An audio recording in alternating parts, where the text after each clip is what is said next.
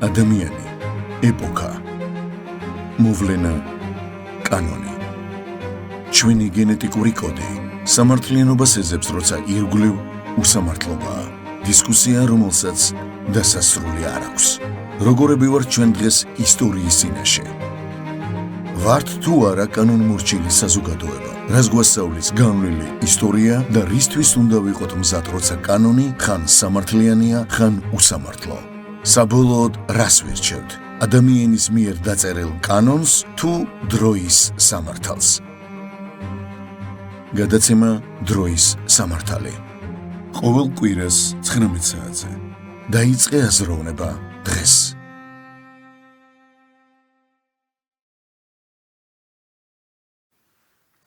გამარჯობა ძვირფასო მაყურებლებო, საქართველოს ტალღის ეთერშია გადაცემა დროის სამართალი, რომელსაც მე თენ გოლმანიძე გაუძღვები. ჩვენ მაუწყებლობთ სოციალურ ქსელში, Facebook-სა და YouTube-ზე საქართველოს ტალღა, ასე შეგიძლიათ მოძებნოთ ჩვენი არხები. გარდა ამისა, მაუწყებლობთ თავისუფალი არხის ეთერში და დიდი მადლობა არხის ხელმძღვანელობას ამ შესაძლებლობისთვის. დღევანდელი გადაცემის ჩვენი სტუმარი კი იქნება მემარცხენე ალიანსის ლიდერი ბატონი სოსო შატბერაშვილი. მოგესალმებით ბატონ სოსო. მოგესალმებით თენგო, მივესალმებით ძვირფას მაყურებელს, მსმენელს და ბედნიერებას უსურვებ. მადლობა რომ მობრძანდით, როგორც ყოველთვის მოლოდინი მაქვს, რომ საინტერესო საუბარი გვექნება.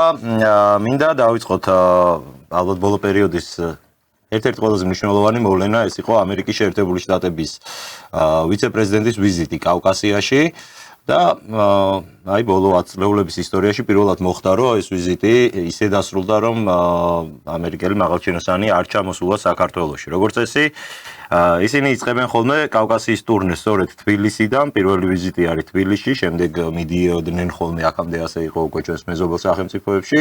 რას ნიშნავს ეს თქვენი აზრით, როგორც გამოცდილი პოლიტიკოსის შეფასებით, ხომ არ გვაქვს ისეთ ვითარებასთან საქმე, როდესაც საქართველოს კარგავს საერთაშორისო ყურადღებას, ანუ დასაყრდენს დასავლური ძალებისთვის კავკასიაში და ეს ცენტრი ინაცვლებს უკვე ჩვენი მეზობლების დედაქალაქებში.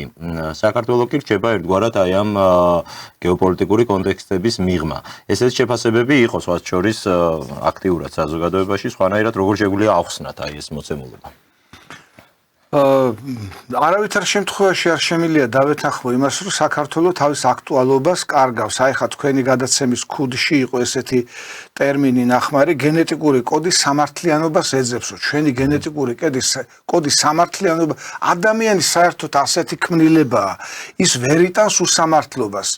ჩვენ ბევრჯერ გვინახავს თენგო ქვაბების აქცია, ქვაბებს როგორ და ქვაბებს და ჩამჩებს როგორ ურახუნებენ ერთმანეთს და როგორ გახვერიან ევროპის დედაქალაქებში, ქვშია.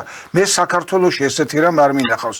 თუ ვიღაცა არ დააწერს შავი რაღაცა ასოებით, რომ შია, მცივა და რაღაც ესეთი აქციამი არ მინახავს, მაგრამ აი რაც შეეხება სამართლიანობას, სამართლიანობისათვის ქართველი ხალხი გარეთ გამოსული ბევრჯერ მინახავს. აი ახლა რაც გააკეთა ამერიკის შეერთებული შტატების ადმინისტრაციამ, ეს იყო პირდაპირ უსამართლობა. პირდაპირ უსამართლობა, რომ ჩავიდა ერევანში, ჩავიდა ბაქოში და არ ჩამოვიდა საქართველოში. რას ნიშნავს ეს? ეს ნიშნავს იმას პირდაპირი გაგებით, რომ საქართველომ უარი თქვა ომში ჩაბმაზე, უარი თქვა რუსეთთან კონფრონტაციაზე, რის გამოც რუსეთის ხელისუფლებაში სერიოზული ცვლილებები მოხდა საქართველოსთან მიდგომის კუთხით და ამიტომ გაგვინაწყენდნენ ცხვირი აიბზუეს და არ ჩამოვიდნენ საქართველოში. არ ჩამოვიდნენ, ჩამოვიდნენ. ჩვენ ნაკლებად გვაინტერესებს აქ ვინ ჩამოვა, ჩვენ გვაინტერესებს ჩვენი ერის ინტერესები. ჩვენი ერის ინტერესები არის მშვიდობა და ამ 35 წლის განმავლობაში ამდენი ომი რო არ ყოფილიყო, მე სამოქალაქო ომს გულისხმობ. საქართველოს გაცილებით წინ იქნებოდა ეკონომიკურადაც და ტერიტორიებიც არ გვექნებოდა დაკარგული. მაგრამ თუ ჩვენ დავკარგეთ ტერიტორიები, თუ ჩვენ ჩავებით ომში რუსეთთან, მაშინ გაგვახსენოს ამერიკის შეერთებულმა შტატებმა რა დახმარება გაგვიწია. იქნებ გითხრას ვინმე ჯერ ერთი თურქეთმა ბოსფორ-დარდანელი გადაკეტა. მე მომსწრე ვარ ამისი, შეიძლება ახლა ახალგაზრდებს კარგად არ ახსოვთ. ბოსფორ-დარდანელი გადაკეტა თურქეთმა და ამერიკული სამხედრო გემები აქ არ შემოუშვა ომის პერიოდში, მაგრამ ომის შემდეგ შემოვიდა და წყალი და პამპერსები მოგვაწოდა. ნუ ერთი კენჭი თუ ისროლა შეერთებულმა შტატებმა რუსეთის მიმართულებით, ან რაიმე სანქცია თუ გამოაცხადა ეკონომიკური, ან რაიმე თუ გააკეთა, მაშინ ამიხსნა. იქ ამის შემდეგ მე მახსოვს ახლა შტატები არა, მაგრამ ევროკავშირი, რომელიც შეგვიძლია ერთმანეთთან დაკავშირებულ სტრუქტურებად მოვიაზროთ, ხო, ეს დასავლური სტრუქტურებია, ჩაატარეს მათ გამოძიება 2008 წლის პროცესების და დიდწილად ქართული მხარე დაადანაშაულეს პირიქით აქეთ, არა თუ რუსეთს დაუწესდა რაიმე სანქციები, მაგრამ დღეს ისინი აცხადებენ, რომ ეს იყო შეცდომა, რომ მაშინ სათანადო პასუხი არ გაეცა რუსეთის აგრესიას და ამან გამოიწვია უკვე შემდეგ 2014 წელი და უკვე 2022 წლის მოვლენებია. როგორ ფიქრობთ, გულწრფელი არის მათი მხრიდან ასეთი დამოკიდებულება? რატო გითხულობ ამას, რომ აი თუ კი ამერიკის შეერთებული შტატების ვიცე-პრეზიდენტის ამ ვიზიტიდან მე რა თქმა უნდა წარმატებას უსურვებ როგორც ჩვენს მეზობელ აზერბაიჯანელებს, ისე ჩვენს მეზობელ სომხებს და თუ აქვთ მათ ამ პარტნიორობის სურვილი და მოლოდინი ღმერთმა მშვიდობაში მოახმაროთ, ჩვენ საკმარისებადი გამოცდილება გვაქვს ამერიკასთან პარტნიორობის უკვე, მაგრამ აი გულზე რაც მომხვდა ბაქოში შეხვედრის დროს ვენსმა თქვა ასეთი სიტყვები, მან მადლობა გადაუხადა აზერბაიჯანულ მხარეს ავღანეთის და ერაყის მისიებში მონაწილეობის გამო და აღნიშნა, რომ აზერბაიჯანელი ჯარისკაცები იყვნენ ბოლო ჯარისკაცები, ერთ-ერთი ბოლო ჯარისკაცები, ვინც დატოვა ავღანეთი და ამას ჩვენ ძალიან ვაფასებთო, მაგრამ ნუ სამწუხაროდ თუ საბედნიეროდ არ ვიცი ეს როგორ არის, საქართველოს მონაწილეობა ამ მხრივ გაცილებთ უფრო მასშტაბური იყო, ხო, ჯამში? ყველაზე მასშტაბური პროცენტულად გამომდინარე. 30,000-მდე ჯარისკაცმა იმსახურა იქ, უამრავი და იღუპა კიდეც და გვაქვს მსხვერპლიც ამ მხრივ. მაგრამ აი ეს როლი ხაზგასმული არც არასდროს ყოფილა პრინციპში ამ დასავლელი აქტორების მხრიდან. ეს დამოკიდებულება თვალსაჩინო ხო უნდა იყოს ჩვენი მეზობლებისთვისაც, რომ ეხლა დღეს თუ ჩვენ გვექცევიან ასე უმადურად ხვალ, შეიძლება თუ შებრუნდა ისე ასე ვთქვათ კომპასის მიმართულება, არც მათ მეგობრობას დაუფასებს ვინმეს, ხო? მე თენგო და ძვირფასო მაყურებლებო და მსმენელებო ამერიკის ხმის აღზრდილი ვარ, ასე ვთქვათ რა. ეხლა მე კი ამას სიამაყით კი არ ვამბობ, მაგრამ საბჭოთა რადიო და საბჭოთა ტელევიზია არ იძლეოდა ინფორმაციას და ყური მიდებული მქონდა ამერიკის შეერთებული შტატების ოფიციალურ ორგანოზე ამერიკის ხმაზე. და მე კარგად მახსოვს უსამა ბენ ლადენი როგორ შექმნეს ამერიკელებმა როგორც რუსეთის არმიის წინააღმდეგ მებრძოლი ადამიანი. შემდეგ უსამა ბენ 80-იანებში ავღანეთის კამპანია. კი, ავღანეთის ომის დროს. რაც ის უწევდა წინააღმდეგობას. კარგად მახსოვს, აი ვერ ვიმახსოვრებდი მე უსამა ბენ ლადენს ჩავიწერე გვარის სახელი და დაიმახსოვრეთო ძვირფასო საბჭოთა მსმენელებო, ეს არისო თავისუფლებისათვის მებრძოლი თავდადებული ადამიანი უსამა ბენ ლადენი და ცოტა ხანში უსამა ბენ ლადენი გახდა ამერიკის წინააღმდეგ მებრძოლი თურმე, ავღანელი პატრიოტი კი არა, ავღანელი ხალხის და ამერიკელი ხალხის მტერი და აი ესე ცვლის ამერიკა შეერთებული შტატები, ეს მისი პოლიტიკის ქვაკუთხედია, ხან მეგობრად გამოიყვანს, ხან მტრად გამოიყვანს. იგივე სირიის პრეზიდენტი, იგივე ლიბანის პრეზიდენტი აღარ მინდა ჩამოთვალო, ხან მტრად მიაჩნიათ, ხან მეგობრად მიაჩნიათ. მე მახსოვს გამალ აბდელ ნასერის სიკვდილის შემდეგ ეგვიპტის პრეზიდენტი იყო ხოსნი მუბარაკი, რომელიც ჯერ საბჭოთა აგენტად მიაჩნდათ, მერე ამერიკის მეგობრად მიაჩნდა და მერე საერთოდ მოკლეს. მე თვითონვე დავახეს, კი ბატონო. არა, ხა მე ვერ დავადე პირდაპირ ხელს ამერიკას, რომ ამერიკელებმა მოკლეს, მაგრამ ფაქტია, რომ როცა ამერიკის მეგობარი გახდა თუ შეიცვალა რაღაც, მაშინათვე მტრად გამოაცხადეს. ასევე ჩილეს პრეზიდენტი და რავალი, აი თუნდაც ეხლა ავიღოთ ეს მადურო შეიჭრნენ პირდაპირ სუვერენული სახელმწიფოს ტერიტორიაზე. დაატყვევეს პრეზიდენტი, ჩაიყვანეს ამერიკაში და ასამართლებენ. ამან რა მომაგონა, ეცით გიორგი სააკაძე ყველას გვაქვს ეს ფილმი ნანახი, შახიროს სანადიროთ ეპატიჟება დიდ მეფეს. იქ კინოში არ არის კარგად გამოყვანილი ეს დიდი მეფე ლუარსაბ მეორეს, რომელიც ისტორიაში შესულია როგორც ლუარსაბ წამებული. ლუარსაბ მეორე დაატყვევეს ირანში წაიყვანეს, ჩააგდეს დილეგში და უთხრეს რწმენა შეიცვალე და დაგაბრუნებთ ქართლის მეფეთო. არა და არქნა ლუარსაბ მეორემ, არ შეიცვალა სარწმუნოება და დილეგში ამოხდა სული. ხო და აი ესეთი გმირები, რომლებიც საქართველოს ინტერესებს ემსახურებიან, სამწუხაროდ აღარ დაჭირდა ამერიკის შეერთებულ შტატებს და აღარც უხსენებია. აი მართლა მე მინდა დაგეთანხმო თენგო პირდაპირ ყურში ძალიან ცუდად მომხვდა რომ აზერბაიჯანელმა ჯარისკაცებმა ბოლომ დატოვესო ავღანეთის ტერიტორიაო და საქართველოს ჯარისკაცებმა, რომელიც არა მარტო ავღანეთში, აფრიკაში და სხვადასხვა ინტერნაციონალურ ჭყალებში ინტერნაციონალურ მოვალეობას ასრულებდნენ, რატომღაც არ უხსენებია. ხო შეეძლო ეთქვა რომ აი აზერბაიჯანელები და ამავე დროს ქართველი ჯარისკაცებიც იბრძოდნენ იქ, ჩვენ აზერბაიჯანელებსაც და ქართველ ჯარისკაცებსაც პატივს მივაგებთ. რამდენ დაკრძალვას დავესწარი პირადად მე, რამდენის ჩამოასვენეს იმდენის სამების საკათედრო ტაძარში დავესწარი და მე ოჯახებშიც მივედი, როცა ასაფლავებდნენ და საკუთარ ტრაგედიად აღვიქვიეს, იმიტომ რომ ყველა ქართველი ჯარისკაცი იქნება თუ ვინ, ჩემი სისხლი და ხორცია და უცხოობაში დაღუპული რა თქმა უნდა, უკრაინიდან რომ 100-ზე მეტი კუბო ჩამოასვენეს, მე ამას განვიცდი, როგორც საკუთარ ახლობლებს ისე და გესმით თქვენ ამერიკის შეერთებული შტატები საერთოდ არ ახსენებენ ქართველ დაღუპულ ჯარისკაცებს. აბა ისთვის გავიღეთ ეს მსხვერპლი, მე ძალიან მაინტერესებს. აი ეს არის საინტერესო. ფაქტი არის რომ მიუხედავად იმისა, რომ ჩვენ კონსტიტუციაში ჯერ კიდევ წერია არის 78 მუხლი და ჩანაწერი, რომ ჩვენთვის მთავარი ორიენტირი ეს არის დასავლური ვექტორი, ალბათ აი ასე ჟღერს ესე თუ უტრირებულად განმარტავთ ამ ნორმას. მაინც რომ რაღაცები შეცვლილი არის ამ საერთაშორისო ასპარეზზე და ჩვენი ვექტორების იცვლება, ეს არის ცხადი. რა მოგცა ამ 30 წლიანმა პარტნიორობამ თქვენი აზრით ამერიკის შეერთებულ შტატებთან და დასავლურ სტრუქტურებთან? რა თქმა უნდა, ყველა პარტნიორობას აქვს როგორც უარყოფითი მხარე, ისე თავისი დადებითი მხარე, რაღაც გარკვეული პოზიტიური როლი. როგორ შეგვიძლია შევაფასოთ აი 30 წლის თავზე ეს პარტნიორობა თქვენი აზრით და რა არის ის შეცდომები, რაც უნდა ისწავლოს საქართველოს? საქართველოს საერთოდ ჭკვიანი ადამიანი სხვის შეცდომებზე სწავლობს, სულელი ადამიანი თავის შეცდომებზე სწავლობს, მაგრამ ჩვენ ისე მოგვივიდა თენგო რომ ჩვენ შეცდომებზეც ვერ ვისწავლეთ. ჩვენ გვეუბნებოდა რუსეთი, რომ თუ თქვენ ნატოს ძახილს თავს არ დაანებებთ, მე თქვენ დაგანგრევთ. სამშობლოს მე ხომ მახსოვს ეს ყველაფერი. მაშინ რუსულ არხებს თავისუფლად უყურებდით და ქართულ არხებზეც გადაიცემოდა ეს ყველაფერი.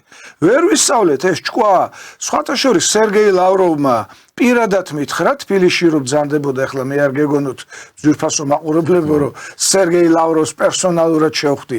მიშა სააკაშვილის ინაუგურაციაზე რო იყო ჩამობრძანებული თბილისში, პირადად შევხვდი თბილისი მერიოტში, იქ იყო გრეჩიხად წოდებული ლევან გაჩეჩილაძე, იქ იყო კოკო გამსახურდია, იქ იყო გოგა ხაინდრავა, ირინა სარიშვილი იყო და ერთი-ორი მახსენდება კიდე რამოდენიმე ოპოზიციური პარტიის წარმომადგენელი შეხვდა და გითხრა, ვიციო რომ თქვენ თვალი გიჭირავთ ნატოზეო და მე გირჩევთო ნატოს ხსენებას თავი დაანებეთო და ჩვენ იქვე ვკითხეთ ევროკავშირზე რა სიტყვითო, სერგეი მამის სახელი არ მახსოვს. ხო და რომელ კავშირშიც გინდათ შედითო.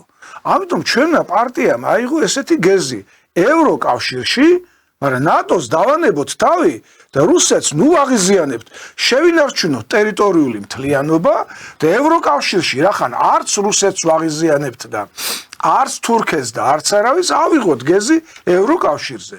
სამწუხაროდ ვერ ვისწავლეთ ჩვენივე შეცდომებზე და მიშა სააკაშვილმა გაგხვია ავანტურისტულ ომში, რომელიც ერთ დღეში წავაგეთ სამწუხაროდ, 5 დღიან ომს კი ეძახიან, მაგრამ ერთ დღეში წავაგეთ და შემდეგ გამოიყვანა ხალხი, გაბრეყვებული ხალხი რუსთაველის პროსპექტზე და აზეიმა მოგება წაგებული ომის. სხვათა შორის მე პარალელი მინდა გავავლო, გუშინ მოვისმინე ფინეთის პრეზიდენტის განცხადება, რომ უკრაინა ამ ომს იგებს.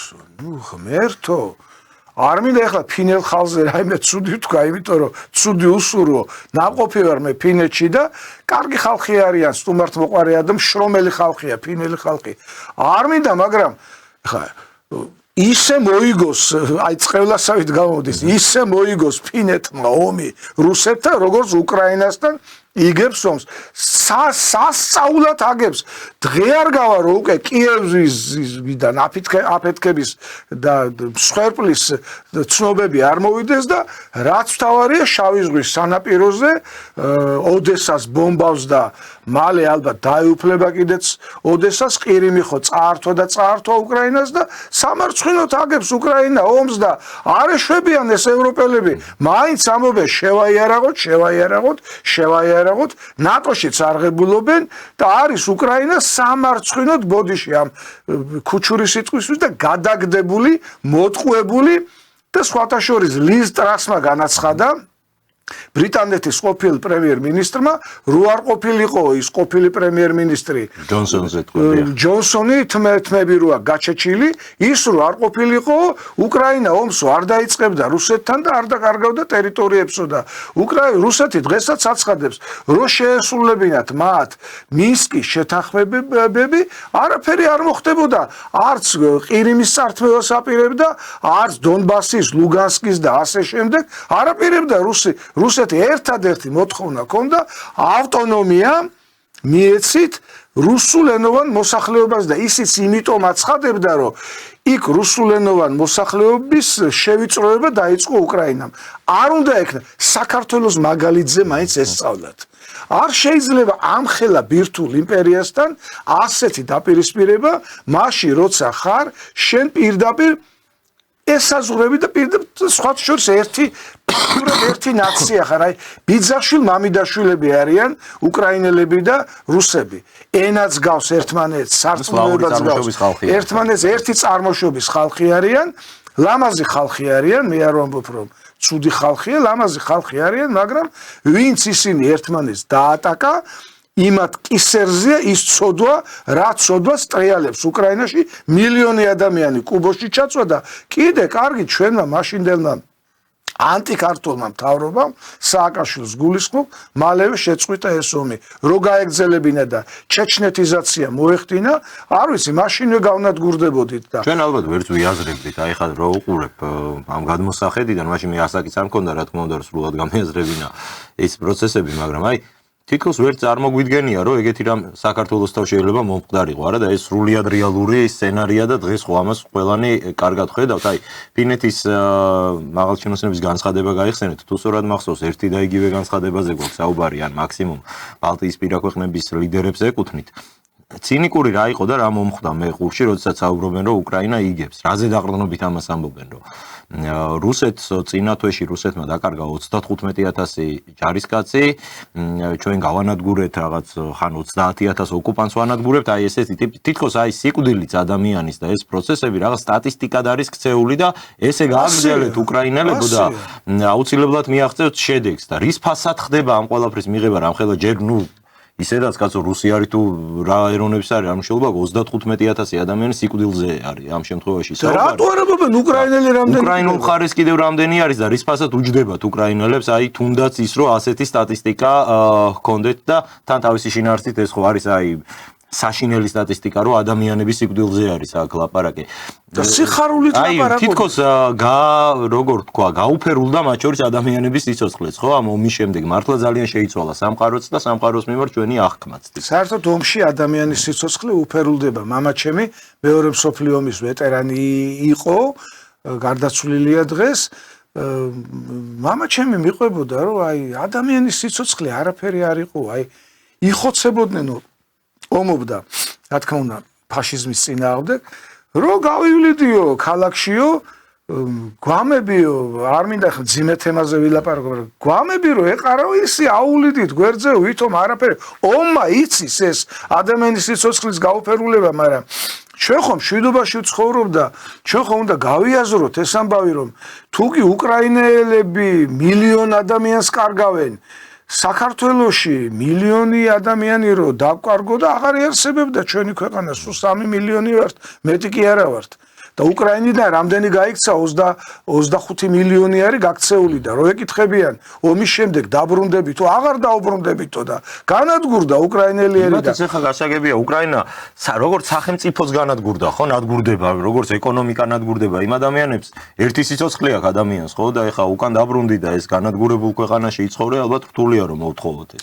თენგო კიდე ერთზე გავამართხილებ ყურადღებას JD Vance-ის გამოსვლიდან აზერბაიჯანში მან განაცხადა არ ვიცი რატომღაც ქართულმა ტელევიზიებმა და პოლიტიკოსებმა არ მიაქციეს ყურადღება ჩვენ გავაერთიანებთ ორად გახლეჩილ აზერბაიჯანელ ერსო რატო არ მიაქციეთ ძვირფასო პოლიტიკოსებო და ძვირფასო ანალიტიკოსებო და ექსპერტებო ბჭყალებში ამას ყურადღება რა იგულისხმება მან თქვენ მიხვდით აზერბაიჯანელი ერი მართლა ორად არის გახლეჩილი ნახიჩევანის ოლქში ერთი ნაწილი არა ნახიჩევანი არ იგულისხმება ნახიჩევანი აზერბაიჯანის ტერიტორიაზე ირანის ტერიტორიაზე იგულისხმება ირანში არის 10 მილიონზე მეტი აზერბაიჯანელი და აქეთ 3 მილიონი იყო და ხა ცოტა მოიმატა და 5 თუ 6 მილიონია რაც დამოუკიდებელი გახდა აზერბაიჯანი თუ მან იგულისხმება რომ ირანის და ჩვენ შევაერთებთო გავაერთიანებთო ამ ორ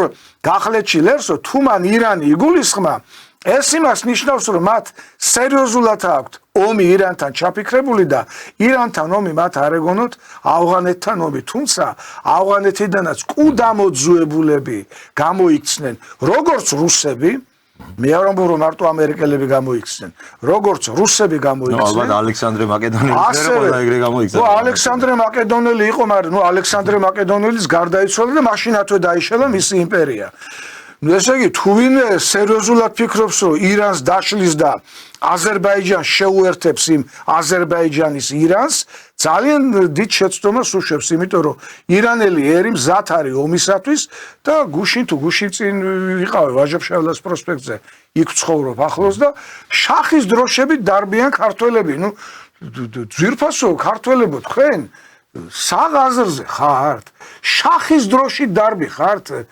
თბილისში და შახის დაბრუნება გინდათ ირანში სხვათა შორის არც ეს აიათოლების ხელისუფლებაა მაინც და მაინც მშვიდობის მოყვარული მაგრამ შახმა და შახებმა გაანადგურეს შახ-თამაზი იყო და მერე შახ-აბასი იყო გაანადგურეს საქართველოს და შახის დაბრუნება გინდათ აი ეს აუხსნელი არის მათ შორის შემთხვევით რომ შეიძლება რომ აი სადღაც დედამიწის მეორე კუთხეში რომ რაღაც ხდება და აქ რომელიმე ახალგაზრდას ეს სისხლი აუდუღდეს და მოუნდეს ეგ ცალკე თემა არის აქ სოლიდარობის გამოხატვა კი არ არის პრობლემა მაგრამ ეს ხალხი ვერ იაზრებს რა გეოგრაფიაზეა საუბარი ჩვენს მეზობლად მიმდინარე პროცესია ლაპარაკი იქ თუ დაიწყო რაიმე სახის არეულობა იქ თუ დაიწყო სამოქალაქო დაპირისპირება სამოქალაქო ომი რამაც უნდა დაშალოს მე ეს ამხელა ირანული სახელმწიფო ერთმა დაეფაროს ეს რო ჩვენზე რამხელა გავლენას მოახდენს და შემოგვესევიან ირანელი ლტოლვილები და ვერ გააჩერებს ვერანაირი მესასურე და სხვათა შორის ევროკავშირიც გვეტყვის რომ მიიღე და დაასახლეთო ეს ირანელი ლტოლვილები იმათ რა ენაღლებათ უფიქრდებით ძვირფასო მეგობრებო ჩვენ ირანში არეულობა გვაწყობს რო გიხარიათ რომ ირანში არეულობა იწყება შახი აიათოლების ხელისუფლება მთავრდება არ ვიცი მე არც აიათოლები მეხატება გულზე და არც შახი მეხატება გულზე მაგრამ როდესაც ჩვენი პრემიერ-მინისტრი ირანის პრეზიდენტის გასვენებაში ჩავიდა ერთი ამბავი რო ატეხეთ რატო ჩავიდაო ჩავიდა იმიტომ რომ თუ ჩვენ დიპლომატიის გზით უნდა ვიაროთ ქართველებმა მაშინ ირანს რო შახი დაეღუპა უნდა ჩახვიდე და სოლიდარობა უნდა გამოუცხადო ეს ასია მიღებული საერთაშორისო პრაქტიკაა ისედაც გას ჩვენს მეზობლებზეა საუბარი აი ხა მათ შორის იყო ჩვენი ანზარო განათ და ირანის დროშის სფერებში ამას რაღაც დიდი პროტესტი მოყვა მაგრამ პროტესტი მოყვა ამ ლიბერალურ მედიაში მაგრამ აი უბრალოდ რა არის ხოლმე ამ შემთხვევაში რატო არ მუშაობს მათი ეს პროტესტი ეს მინდა აუხსნა რომ არგუმენტები ქონდათ გამოყვანილი ამ AI ვიდეოებით ხელოვნური ინტელექტით დამზადებული რომელიღაც კახელი გლეხი როგორ იძახის რომ როგორ გაბედეთ ერეკლეს ქვეყანაში ირანის შეიძლება რაღაც თვალსაზრისით სწორი არგუმენტი იყოს მაგრამ ეს რო გვესმის აი ლიბერალური მედიის მხრიდან რომელიც გუშინ თვითონ მოუწოდებდა რომ იგივე ირანის შახის დროშებით ირბინეთ ქუჩაშიო და დღეს ეხა აკრიტიკებს ხელისუფლებას რომ ანზას რატო არ ანატებ ირანის დროშის სფერებში თან ამ არგუმენტით რომ ეგ ისტორიული მტერია ჩვენი ამ ხალხს არ ესმის რომ ირანთან ჩვენ გვაქვს 3000 წელი რაც ეს სახელმწიფო არსებობს ჩვენთან აქვს ურთიერთობა იქ აიათოლა დღეს არის თორე გუშინ წინ აბსოლუტურად სხვა იყო, ხვალ ალბათ კიდე აბსოლუტურად სხვა იქნება და ეს არ არის რაღაც 5 და 10 წლიანი ურთიერთობა, რომ ადგე და მეზობელთან ესე გამოაცხადო იზოლაცია და არ გქონდეს არანაირი კავშირი. იქ ვინ იქნება მართველი, ეს არ არის ქართული ხალხის გადასაწყვეტი. ჩვენი გადასაწყვეტი არის, რომ მათთან გქონდეს კეთილმეზობლური ურთიერთობა, ვინც გინდა იყოს იქ მართველი რეჟიმი, ხო? მე მაგალითი მინდა მოვიყვანო, აი ხა საფრანგეთი და გერმანია რო ისტორიულად აღარაფერს ამბობ საფრანგეთზე და ბრიტანეთის დაპირისპირებაზე, მაგრამ საფრანგეთი და გერმანია რო არიან დაპირისპირებულები და რო იყვნენ თუნდაც აი გასულ საუკუნეში მეორე მსოფლიო ომის დროს დღეს ერთ სახელმწიფოში არიან გაერთიანებული ერთ ევროკავშირში არიან გაერთიანებული ესე არ შეიძლება მეგობრებო ისტორიული მტერია და დღესაც ტრად გამოვაცხადო პირიქით ჩვენ დიპლომატიური გზებით დიპლომატიური ხაზებით უნდა ვეძებოთ ირანთან კარგი მეზობლური ურთიერთობა, თლათ მეზობელი არ არის, მაგრამ მაინც მეზობელია.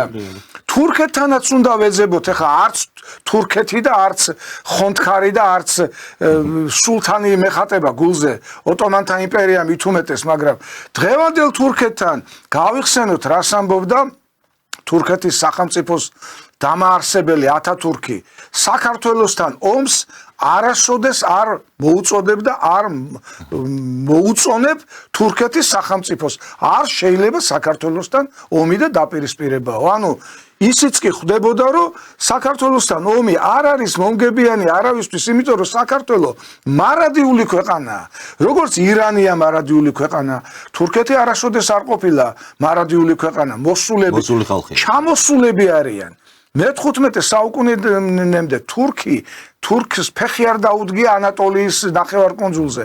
ნელ-ნელა დაიპყრეს და დღევანდელ სტამბოლში და თურქეთში ბევრი ქართველია ნაპყოფი და ყველამ კარგად იცით, არც მალავენ რომ დაპყრობილია. ყველა ძველი მართლმადიდებლური ტაძრები თუ რა, ყველგან წერია რომ ეს ჩვენ დავიპყარით და ეს ჩვენია, მათ შორის აია სოფიაზე. ჩვენ დავიპყარით და ჩვენია. იყო მართლმადიდებლური ტაძარი, ეხლა არის მეჩეთი. კი, ისინი არც მალავენ და ვერც დამალავენ, ასე ვთქვათ. აი, სულთანს რომელმაც მაგალითად კონსტანტინოპოლი აიღო, მეჰმედ მეორე. დამპყრობელი ესეთი დამპყრობელია და ეს მათთვის სულაც არ არის ასე ვთქვათ პრობლემა პირიქით რომ დაიკავეს ეს ტერიტორიები და მათი ადება. ამას გულისხმობდი დიახ, სწორედ რომ ხა ისტორიული მტრობა ეს არის არგუმენტი, რა თქმა უნდა, რაღაც თვალსაზრისით აქ შეიძლება შენ კონდეს არგუმენტი, რომ აი ისლამიზაცია არის პრობლემა და კონდეს ისეთი პოლიტიკა, რომ აი ეს ისლამიზაციისგან დაიცვა შენი სახელმწიფო, მაგრამ ის რომ ურთიერთობა არ კონდეს, ეხლა გინდა ირანთან, გინდა თურქეთთან, რომელიც შენი მეზობელია. ასეთი მეზობლები არგუმენტი მაქვს იმ რუსეთთანაც, სწორედ ეხლა შეიძლება რუსეთი კი არავის ეხატება გულზე, მაგრამ მეზობელია, გინდა თუ არ გინდა, ხო უნდა კონდეს ურთიერთობა. მე მაგალითად იტალია მიყვარს თავისი უდიდესი ხელოვნებიდან გამომდინარე, მაგრამ ინკვიზიცია რო იყო და ხალხს რო წვავდნენ, რა, ფაქტი არ არის? ჯორდანო ბრუნო არ დაწვეს იმაზე კოცონზე და რისთვის დაწვეს სიმართლეს ლაპარაკობდა დედამიწა ბრუნავსო და ბოლოს ჯვარი მიუტანეს კოცონზე იწვის კაცი და ჯვარი მიუტანეს და თქვი რომ არ ბრუნავსო და არა მაინც ბრუნავსო და 500 წლის მერე გაიმართა კათოლიკური ეკლესიის სასამართლო სხდომა და ჯორდანო ბრუნო გაამართლეს. ნუ ეს ხო ცინიზმია და რა ვქნათ ახლა იტალიასთან გავწყვეტოთ ურთიერთობა.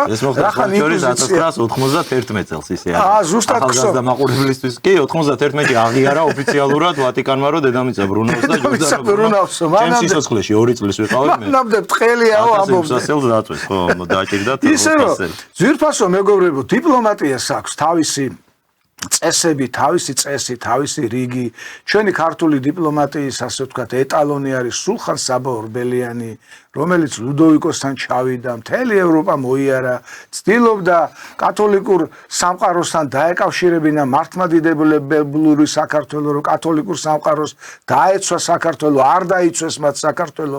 მეცაც გეტყვით, კათოლიკურმა სამყარომ არ დაიცვა მართლმადიდებლური კონსტანტინოპოლი, რომელიც დაეცა და შემდეგ უკან შეუბრუნდა კათოლიკურ სამყაროს, სულთანმა გადაკეტა ბოსფორი დარდანელი და სავაჭრო გზები საერთოდ აღიკვეთა დასავლეთ ევროპისა, აზიასთან და შემდეგ გამოჩნდა ქრისტეფორო კოლუმბი და დაიწყო ძიება, მე პირდაპირ წავალ პორტუგალიიდან თუ ესპანეთიდან პირდაპირ წავალ და ინდოეთში აღმოჩნდებიო და აღმოჩნდა ამერიკაში. აღმოჩნდა ინკების ქვეყანაში, აცტეკების ქვეყანაში. ისე რომ, როდესაც შენ უპირისპირდები ისტორიულ მტერს და ამბობ, რომ დღეს არგუმენტი არ არის, მაგრამ უპირისპირდები ისტორიული მტერი არ ახარ მართალი, იმიტომ რომ ისტორიული მტრები არიან ამერიკის შეერთებული შტატები და ინგლისი. ინგლისის კოლონია იყო. ინგლისელების იყო სამოქალაქო ომი ჰქონდათ, მაგრამ დღეს ერთად არიან.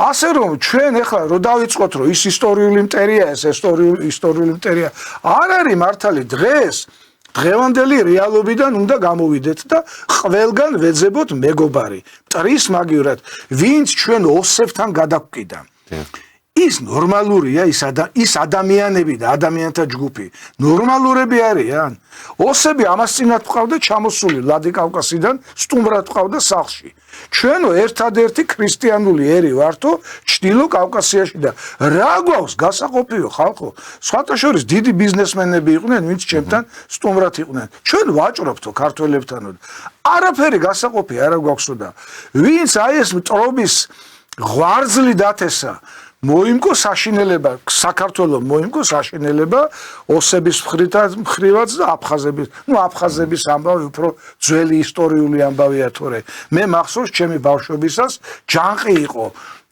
ორჯონიკიძე ერქვა მაშინ ჯანყი იყო ორჯონიკიძეში საქართველოს შეგვაერთეთო ანუ რუსეთს ეუბნებოდნენ რომ ჩრდილო ოსეთის ავტონომიური ოლქიო გამოყავითო და შეგვაერთეთ საქართველოს და საოლქო კომიტეტის დივნები დახსნეს ხალხი მთელი ამბავი ატყდა ასეთი ამბავი იყო სეპარატისტული კი არა პირიქით რუსული სეპარატისტი იყო სეპარატიზმი იყო გაყვეული და აქეთ უნდათ ჩრდილო osets შემოერთება ასეც იყო და რეალობიდან გამომდინარე უნდა ვიმოქმედოთ დღეს ჩვენ მით უმეტეს მედვედევის განცხადება ყველა მიცის განაცხადა ამას წინათ რომ შესაძლებელია ჩემს მიერ გაკეთებული აქტი ცნობისა აფხაზეთის და სამხრეთ ოსეთის დამოუკიდებელ სახელმწიფოთო ჩვენ შეიძლება უკან წავიღოთო და ეს ყველაფერი უნდა გამოვიყენოთ მეგობრებო და დავიწყოთ მოლაპარაკება რუსეთთან ბატონსო, მინდა შევეხოთ იმ ინიციატივასაც, რომელიც ეკუთვნის მთავრობის მეთაურს და ბოლო თვის განმავლობაში უკვე ფაქტიურად მე რამდენი პროექტი გაიმართა, გულისხმობ დებატების ფორმატს, რომელიც ცოტა უცნაურია, როდესაც მთავრობის დავალება ჭირდება, რომ ქვეყანაში პოლიტიკური დებატები იმართებოდეს, მაგრამ ნუ მივედით იმ მდგომარეობამდე, რომ მართლაც არც ერთ სატელევიზიო ეთერში აზრთა დაპირისპირება კამათი აღარ არსებობდა საერთოდ. თქვენ ჩემზე კარგად მოგეხსენებათ, რომ დებატების მნიშვნელობა იმდენად დიდია, საარჩევნო კოდექსშიც კი წერია, რომ აუწყებელი ვალდებულია წინა საარჩევნოდ ორგანიზება გაუკეთოს დებატებს, რატო? იმიტომ რომ მაყურებელს ამომრჩეველს კონდეს შესაძლებლობა გაარჩიოს, ვინ არის სწორი, ვინ არის არასწორი. ეს ჩვენთან იყო დაიწყებული. ეხლა ასეთი ინიციატივა წამოაყენა ხელისუფლებამ და ერთგვარად აქ ამას რაღაც ესეთი კვაზი დებატების სახე ცოტა, იმიტომ რომ აი თავის მოედანზე იბარებს ხალხს, იბარებს მხოლოდ იმას, ვისთანაც დებატი მისთვის შეიძლება კომფორტული იყოს და რაღაც ამ ფორმატში მიმდინარეობს. სამწუხაროდ არ გვინახავს აქ მათ შორის არც თქვენი წარმომადგენლობა ასე დებატებზე და არა მხოლოდ თქვენი უამრავი სხვა მე ველოდები რომ დაგვეძახებით. ძალიან მოხარული ვიქნებით ჩვენც, იმიტომ რომ ვფიქრობთ, რომ ამას მხოლოდ იმ შემთხვევაში ექნება აზრი, თუ კი გაფართოვდება წრე და ესე მხოლოდ არჩეული რესპონდენტები კი არ იქნებიან, ვისაც აქვს აზრი კონკრეტულ თემაზე, ყველას მიეცემა მისი გამოთქმის საშუალება. თქვენ როგორ აფასებთ აი იმ ფორმატებს, რაც ჩატარდა ერთი და მეორე, მე რაც მაკვირვებს ამ პროცესში არის ოპოზიციის რეაქცია უფრო მეტად და ოპოზიციური ტელეარხების რეაქცია, რომლებიც აკრიტიკებენ მთავრობას ამ ინიციატივის გამო. შეიძლება რიგ შემთხვევაში ეს დასაბუთებული კრიტიკაც იყოს, მაგრამ თვითონ იგივეს არ აკეთებენ. ოპოზიციური არხების ყველაზე ჯანსაღი რეაქცია და ხელისუფლების პოლიტიკასთან დაპირისპირება ხო ის იქნებოდა, რომ მათაც გაიხსნათ ეს დებატებისთვის ველი, მათაც შეექმნათ სადისკუსიო სივრცე, სადაც არავის არ თავრობას დაუძახებდნენ თუნდაც, მაგრამ აი შიგნით ოპოზიციურად განწყობილ პოლიტიკოსებს შიგნით მოაწყობდნენ, ხო? ჩვენ დაგვიძახონ, ჩვენ ხო თავრობა არა ვართ. რა თქმა უნდა. ჩვენც ოპოზიცია ვართ, მაგრამ ასე ვთქვათ, აგრესიული ოპოზიცია არა ვართ. ჩვენ დაგვიძახონ. მით უმეტეს რომ კახაძაგანია საქართველოს ტექნიკური უნივერსიტეტის პროფესორია, აკადემიური წრიდან არის. მეც აკადემიური წრიდან ვარ, ტექნიკურ მეცნიერებათა დოქტორი ვარ, აკადემიკოსი ვარ. ანუ მე და კახაძაგანია ვართ აკადემიური წრეებიდან პოლიტიკაში. ჩვენ დაგვიძახონ, ჩვენ ვიპოლემიკოთ, ოღონდ არა აგრესიულად, შეურაცხყოფის გარეშე და რაც ბოლო დებატების დროს ვნახე, საერთოდ გაოგნდის ვიღაც ქალი რო არის დობორჯგინიძე, რექტორი ყოფილა ილიაუნის. მე აქ სადებატოთ არა ვარ მოსულიო და გაბუტულის სახით იჯდა. ვისებუტები სახელმწიფო უნივერსიტეტია ილიას უნივერსიტეტი, რატო ეძახიან ილიაუნს? მე არ ვიცი, ილიას უნივერსიტეტია. ხო და ვისებუტები, რასიბუტები ვერ გავიგე. წადი მაშინ და კერძო უნივერსიტეტი დაარსე და რაც გინდა ისაკეთე, ვირას გიშლის. ეს არის სახელმწიფო უნივერსიტეტი. წარმოდგენილი აქვს თავრობას განათლების რეფორმა. მე პირადად ბევრი რამ აქვს იქ საკამათო, მაგრამ რეფორმა რო საჭიროა და ჩვენი ქვეყნის დიპლომებს პრაქტიკულად რო დასავლეთი არ აღიარებს, ეს ფაქტია. მე ხო ვიცი, მიდიან აქედან ექიმის დიპლომებით და მუშაობენ ექთნებად წლების განმავლობაში და მერე იქ აბარებენ ძიმე გამოცდებს და ეძლევათ უფლება, რომ უმცროს ექიმად იმუშაო და მერე გარკვეული წლების შემდეგ უფლება ეძლევათ, რომ სრულყოფილ ექიმად იმუშაონ. ანუ ჩვენი დიპლომი იქ გაუფასურებულია და რატოა გაუფასურებული? და ეს სამედიცინო სფეროში კიდე შეიძლება ყველაზე უკეთ იყოს მოწესრიგებული სხვა პროფესიებზე. მე ერთ-ერთი ჟურნალისტი ხარ არ მინდა გვარი დავასახელო. ჟურნალისტი მწვანე green card-ა როგორ არის? წვანე ბარათი მოიგო და მიდიოდა შეერთებულ შტატებში და მე მეუბნებოდა, ბატონო სოსო, დოქტორის იურისპრუდენციის დოქტორის დიპლომი მაქვსო. არ აღიარებენო. აი ჩვეულებრივ დიპლომატაც არ აღიარებენ აკაური დოქტორის დიპლომსო და ეხლა მე არ მინდა დაუპირისპირდე ჩვენს აკადემიურ წრეებს და ჩვენს უნივერსიტეტებს, მაგრამ ასე არ არის. კარგით რა, ამასინათ ერთ-ერთ კლინიკაში ვიყავი და გავიარე, რა ქვია, კარიდოლი გავიარე და დოქტორი, ყველა კაბინეტს ეწერა დოქტორი და ხა კომუნისტური პარტიის დროს, ახლა მე კი არ ვამბობ, რომ კარგი წყობა იყო მეთქი, სულ იმ კომუნისტურ წყობას ვებრძოდი, მაგრამ დოქტორი რო გახდებოდი, იყო მოვლენა მედიცინის იმ დარგში.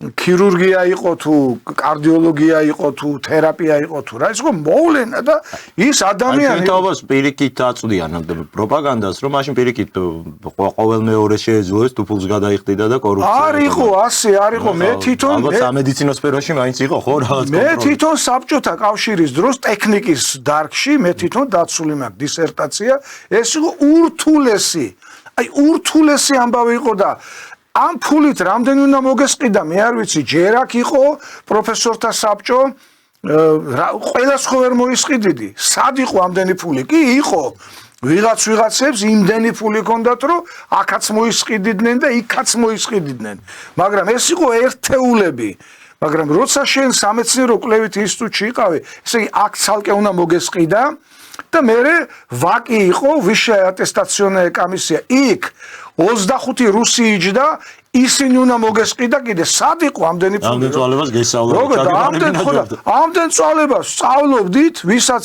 მართლა გვინდოდა სამეცნიერო ხარისხი სწავლობდით და გაგქონდა ჩვენი ძალიან ძნელად მაგრამ გაგქონდა და რაც თავარე ინსტიტუტში სწავლობდით თენგო რა აი იცი ჩაწყობაც იყო მე ვაღიარებ რა ლექტორებთან იყო ჩაწყობები მაგრამ ის ლექტორი იქ ჩაწყობილთან რომ მიხვიდოდი, დაგიწერდა 3 თემას, აი ეს 3 თემა ისწავლე მოდი და დაგიწერ ნიშანს და ის სამი თემა ნახევარი წიგნი იყო. მე ხო ვიცი გაწყობა იმას გულისხმობდა რომ შეიძლება უბრალოდ წინას არ გწოდნო და საკითხი, მაგრამ ის საკითხი ნაცვლი უნდა არა, მანდ როგორ იყო იცი, აი ბილეთს არ აგაღებინებდა რა, ნუ ხო ჩაიჭრებოდი იქა.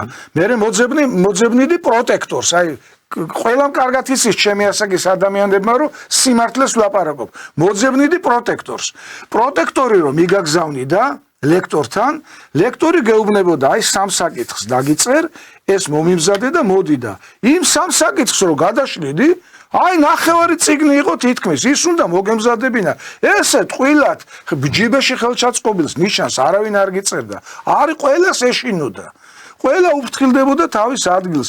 რაღაცაში რომ შემჩნეული ყოფილიყო, გაგაგდებდნენ და უმუშევრობა იყო. სხვას აიყვანდნენ ლექტორად და ყველა უფრთხილდებოდა თავის სკამს, თავის ადგილს უფრთხილდებოდა. თავისი დადებითი მხარე იმ საბჭოთა საგანმანათლებლო სისტემას ჰქონდა. ეს არ იყო საბჭოთა. ეს იყო პრუსიული. პირდაპირ პრუსიული სისტემა იყო გადმოღებული და ჩვენ რო ვამბობთ საბჭოთა ჯანდაცვის სისტემა, აი სასწრაფო დახმარებიდან ბოლო ურთულეს ოპერაციამდე უფასო რო იყო, ბრიტანული სისტემაა ეს გადმოღებული. მე ბრიტანეთში სწავლობდი და რო ჩავედი იქ და გავერკვიე იქაურ ჯანდაცვის სისტემაში, გაოგნებული ვიყავ პირდაპირ საბჭოთა სისტემა, უпроსტურად პირიქით, ბრიტანული სისტემა იყო გადმოღებული იყო აქეთ. ხო და ის თუ იყო ბრიტანული სისტემა ჯანდაცვა და პრუსიული სისტემა განათლებაში თუ იყო, რა იყო ცუდი უბრალოდ საბჭოთა განათლების სისტემას ჭირდებოდა პატარა რეფორმა, ათეისტური იყო შინაარსით, ის ათეიზმი უნდა მოგეცილებინა, პატარა შესწორება შეგეტანა და ის უნდა დაგეტოვებინა, იმიტომ რომ რო ამთავრებდით სკოლას განათლებული ადამიანები ვიყავით. ის სამოსანიც კი განათლებული ადამიანი იყო და ხლა ფრიადოსანი თუ იყავი და წითელ დიპლომზე დაამთავრებდი ინსტიტუტს, ნუ მართლა ძალიან ის იყო და მე სამეცნიერო აი ბატონო სოსო ეს გასაგებია განათლების ხარისხი ერთის მხრივ, მაგრამ აი ტექნიკურ უნივერსიტეტთან დაკავშირებით მე მგონი დასრულდა უკვე ეს ნებადაღელვა პრემიერის გადაწყვეტილებით რომ მე მივესალმებით რომ დასრულდა კი რა თქმა უნდა ძალიან სწორი ღირსეული გადაწყვეტილება იყო და საერთოდ აი მართველი იმითი ფასობს შეუძლია თუ არა საკუთარ ხალხს მოусმინოს დაცინიან ეხლა უკან დაიხია უკან კი არ დაიხია მოусმინა ჩვენთან რეალურად მართველობა არასწორად ესმით ხოლმე ხანდახან ეგრე მგონია და გონია რომელიმე მართველს თუნდაც რომ რამდენი დიპლომი უდევს ეხლა კაბინეტში მაგით იწყდება ეგ არის მისი ღირსება და სინამდვილეში პირიქით მართველის მთავარი ღირსება არის ხალხს თუ უსმენს და ხალხის აზრს თუ ითვალისწინებს ეს არის მისთვის აქტივი თორე რამდენი დიპლომიც უნდა ედოს ეხლა თუ არ მოусმინა და ხალხის აზრი არ გამოხატა რა მნიშვნელობა აქვს ამიტომ ეს სრულიად ღირსეული გადაწყვეტილება იყო პრემიერის და მხოლოდ მივესალმებით მაგრამ მეორეს მხრივ აი თავად დისკუსიის შინაარსზე რო თქვათ იყო ასეთი არგუმენტი რომ ინჟინერებს ვეღარ ამზადებს გპი და ტექნიკური პერსონალი ასე ვთქვათ აღარ მზადდება რეალურად საქართველოში და ეს შეიძლება მართლაც ასეა მაგრამ ეს მხოლოდ საგანმანათლებლო სფეროს რო დაუკავშიროთ რამდენად სწორი იქნება ხა ტექნიკური უნივერსიტეტის ბრალია რომ ამ ქვეყანაში აწყობილი ინდუსტრიული ქსელი რომელიც დაგვრჩა ამ საბჭოთა სისტემის შემდეგ ჩვენივე ხელით დავშალდეთ და ჯართად გავყიდეთ თურქეთში ხო და ინჟინერი პრაქტიკულად საჭირო აღარ იყო ბაზარზე ალბათ ამის გამო უფრო მეტად გაქრა ვიდრე ის რომ კვალიფიკაცია დაკარგა რომელიმე უნივერსიტეტმა მე გამიხარდებოდა თუ აი ხელისუფლებას ამ მიმართულებითაც ექნებოდა უფრო სიღრმისეული ინიციატივები რომ მხოლოდ განათლების რეფორმა კი არ ქმნის აქ პროფესიონალებს მართლა საჭირო არის რომ არსებობდეს ქარხანაც ფაბრიკაც და იმ ინჟინერს რეალურად კონდეს ხო აქ დასაქმების პერსპექტივაც სამწუხაროდ აი ამ მიმართულებით ჯერ არ მოგვისმენია ხელისუფლების მხრიდან რაიმე მკაფიო ინიციატივები თქვენ თენგო აბსოლუტურად სწორი ანალიზი გააკეთეთ ახლა მე ხო მახსოვს დიდი ხანი ვიცხოვრე საბჭოთა კავშირში 38 წლისა ვიყავი რომ საბჭოთა კავშირი დაინგრა კარგად მახსოვს ტექნიკურ უნივერსიტეტში იყო ძალიან დიდი კონკურსი საინჟინრო სპეციალობებზე იყო უზარმაზარი კონკურსი და ძალიან ძნელი იყო იქ მოხვედრა მე ტექნიკური უნივერსიტეტი არ მაქვს დამთავრებული სასოფლო სამეურნეო ინსტიტუტი მაქვს დამთავრებული ინჟინერი ვარ ინჟინერ მექანიკოსი ვარ მაგრამ ნახეთ ახლა რამხელა მოთხოვნილება იყო ინჟინერ მექანიკოსობაზე უпроსტորად მაშინ ავტოინჟინერს ეძახდნენ მაშინ ნუ ინჟინერ მექანიკოსს ეძახდნენ ავტოინჟინერს საქართველოში მოქმედებდა უზარმაზარი საავტომობილო ქარხანა ეს იყო ქუთაისის საავტომობილო ქარხანა შემდეგ ჩემი სტუდენტობის დროს აშენდა ქუთაისის სატრაქტორო ქარხანა და მოტო მინი ტრაქტორებს უშვებდა ქუთაისის სატრაქტორო ქარხანა. თბილისში მუშაობდა ავტოსარემონტო ქარხანა. ამავე დროს სოფელ დიღომში იყო ექსპერიმენტული მექანიკური ქარხანა, ქარელში იყო ექსპერიმენტული მექანიკური ქარხანა, პრაქტიკულად მოტორებს და ავტომანქანებს არემონტებდნენ. ხო წარმოგიდგენიათ, აი ეს რო გავაერთიანოთ, რამდენი ადამიანი იყო დასაქმებული და რამდენი ინჟინერ მექანიკოსი, ან რამდენი ავტოინჟინერი ჭირდებოდათ. და მერე შენდებოდა ქუთაისის ბოდიში ენგურხესი შენდებოდა, ჟინვალხესი შენდებოდა, უამრავი ავტომობილი და ტექნიკა მუშაობდა და ჭირდებოდა. და ეს მოისპო ყველაფერი და იმიტომ არ მიდიოდნენ ტექნიკურ უნივერსიტეტში სასწავლებლად, სასოფლო-სამეურნეო ინსტიტუტი ფაქტურად გაუქმდა, ბენდუქიძე მიყიდა და გააუქმა. მაგრამ ტექნიკურ უნივერსიტეტში იმიტომ აღარ აბარებდნენ, რომ აღარ ჭირდებოდა. იმიტომ კი არა, რომ ქართველებს საინჟინრო სპეციალობები შეძულდათ და აღარ უნდათ ინჟინრობა. როგორ გეკადრებათ? ასე არ არის. აბსოლუტურად სწორი ანალიზი გააკეთეთ თქვენ. აწყობილი იყო ქარხნები, ფაბრიკები გუგუნებდნენ, მუშაობდნენ. ელმავალ საშენებელი ქარხანა იყო თბილისში და მთელ აღმოსავლეთ ევროპაში. საბჭოთა კავშირზე არ ვლაპარაკობ, თბილისის ელმავლები დადიოდნენ და თემქის დასახლება რო არის. თემქის დასახლება ეხლანდელმა ახალგაზრდებმა არიციან. თბილისის ელმავალ შენებელთა ქარხნის დასახლება. მთელი დასახლება გაჩნდა აი ამ ქარხნის. მე დიდუბის რაიონში გავიზარდე მაგალითად და არ ვიცოდი, მთელი ჩემი სახლის წინ იყო მიტოვებული ქარხანა. მთელი ბავშვობა ხო იქ დავდიოდით, მე მგონი ჩვენ დავშალეთ საერთოდ ის ქარხანა ისეთ დღეში იყო.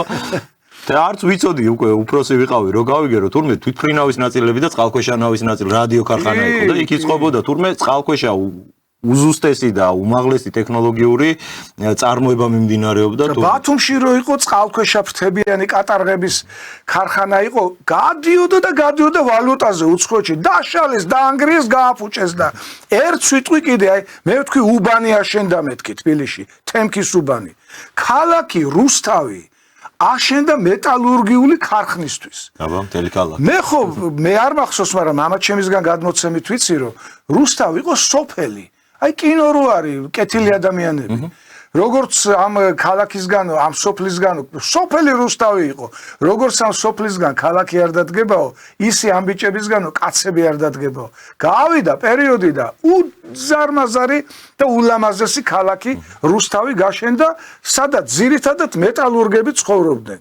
და აღარ არის ეს მეტალურგიული ქარხანა ფაქტიურად დაიხურა, რაც დარჩა ინდოელებმა იყიდეს. და აღარ ჭირდებათ ქართველი მეტალურგები და იმიტომ არ აბარებენ ტექნიკურ უნივერსიტეტში. აბა იყოს ქარხანა, ფაბრიკა, თუ არ წავიდნენ და თუ არ ჩააბარონ და თუ კონკურსი არ გაიმართოს ისევ ტექნიკურ უნივერსიტეტში და აი თქვენ დასაწყისში რომ მითხარით, აბა რა მოვიგეთ შეერთებულ შტატებთან პარტნიორობითო. ერთი ქარხანა და ერთი ფაბრიკა შეერთებული შტატების მიერ აშენებული დამისახელეთ. გუშინ გამოაცხადა JD Vance-მა ერევანში გაუხსნია რაღაცა უნდა გავხსნათო NVIDIA-ს წარმოება. უნდა გავხსნათ ვიდეო ბარათების საუკეთესო ბრენდი მსოფლიოში. მოდი გაეხსნათ. ხო ამდენი წელია მეგობრები ვართ, სტრატეგიული პარტნიორები ვართ. კონსტიტუციაში ჩავწერეთ, რომ ნატო გვინდა და ევროკავშირი გვინდა. გაეხსნათ ერთი ფაბრიკა, ერთი ქარხანა. რო გამოვიდა ელჩი და 6 მილიარდი დავხარჯეთო და რო დაგვამადლეს. ის 6 მილიარდი საწავიდა და NGO-ების დასაფინანსებლად. წავიდა ვარდების რევოლუციის დასაფინანსებლად, სახელმწიფო გადატრიალებების დასაფინანსებლად, ზვიად გამსახურდიას ჩამოსაგდებად, მერე შევარდნაძის ჩამოსაგდებად, მერე იხარჯებოდა ამ თავრობის ჩამოსაგდებად, მაგრამ ბიძინა ივანიშვილს ვერ მოერივნენ. მე ხლა ბიძინა ივანიშვილის არც პარტიის წევრი ვარ და არც არაფერი ვარ, მაგრამ მიხარია რომ ვერ მოერივნენ, იმიტომ რომ საქართველოში სახელმწიფო გადატრიალებები აღარ უნდა ხდებოდეს. ჩვენ არა ვართ ბანანის რესპუბლიკა. ჩვენ ვართ უძველესი კულტურის 3000 წლოვანი კულტურის და ისტორიის ქვეყანა და აქ ხელისუფლება უნდა იცვლებოდეს ან დინასტიით, ბაგრატიონები როგორც იცვლებოდნენ, ან საარჩევნო ყუთით. აი ესე უნდა იცვლებოდეს დიდი მადლობა. გადატრიალება. დიდი მადლობა ბატონ სოსო, ძალიან საინტერესო საუბრისთვის, გისურვებთ წარმატებებს და კიდევ ერთხელ გამოვთქვავ სურვილს, რომ აი, როდესაც ხელისუფლება მზად არის, რომ გახსნას დისკუსია და განსხვავებული კონსტრუქციული აზრი, ან თუნდაც დაპირისპირებული აზრი მოისმინოს, ალბათ სწორედ თქვენ და ასეთ ტიპის ჯგუფების მონაწილეობა ამ დისკუსიაში იქნებოდა საინტერესო. მადლობა და დაგემშვიდობებით. მადლობა თქვენ და დიდი მადლობა ვემშვიდობებით ჩვენს მაყურებელს. მოგახსენებთ, რომ ბატონი სოსო შატბერაშვილი მემარცხენე ალიანსის ლიდერი იყო ჩვენი გადაცემის სტუმარი. მე მადლობას მოგახსენებთ ყურადღებისთვის და დაგემშვიდობებით ხვალამდე კარგად გრძანდებოდეთ. გადაცემა დროის სამართალი. დაიწყე აზროვნება დღეს.